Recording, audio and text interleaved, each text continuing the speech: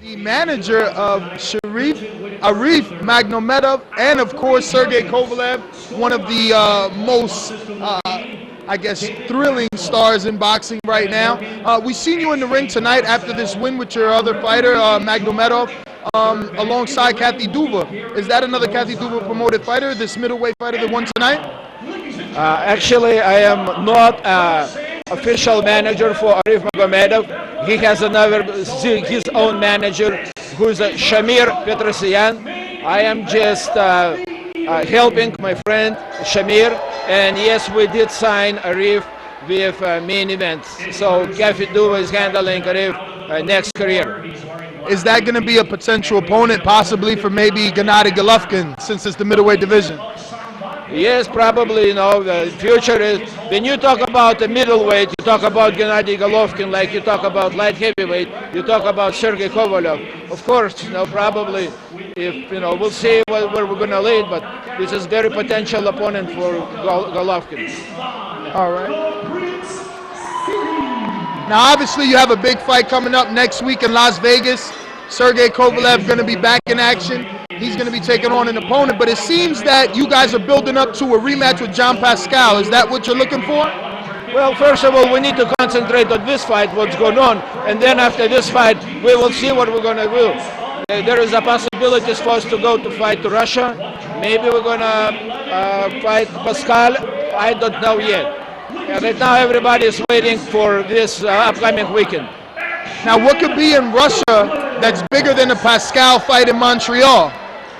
Well, there is a lot of, you know, Nathan Cleverly is asking for the rematch. Maybe Nathan Cleverly going to come for rematch to Russia. There is some other guys who is going to be willing to step with Sergey in the ring. But the bigger would be because Sergey Kovalev is a much bigger star in Russia than Jean Pascal in Canada. Now, you being Sergey's manager, are you still interested in doing negotiations with Adonis Stevenson, or is that a ship that has sailed for you and Sergey? I don't care to chasing Adonis Stevenson. Our team is not interested in Adonis Stevenson.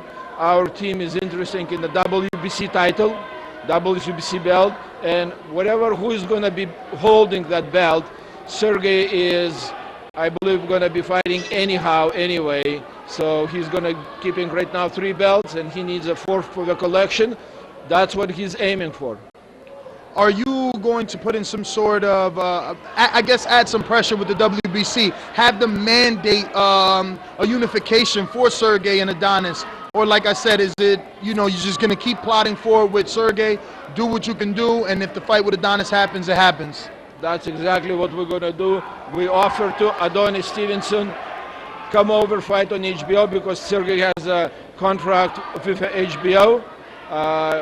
Sergey is putting 3 titles, Adonis Stevenson is putting 1 title, and Sergey is willing to split with him 50-50 profit, and probably that fight would go to the pay-per-view. But they're not reacting. What does that mean? It means they do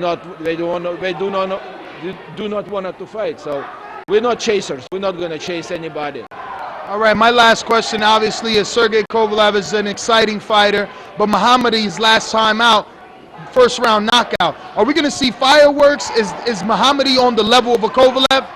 Mohammed Ali probably going to be coming to knock a Kovalev out. I don't know what he's planning to do. I know what the Kovalev going to plan to do, knock him out. So. All right, well, thank you, Egis Klimas, and we can't wait to see you and your fighter next Saturday. Thank you very much.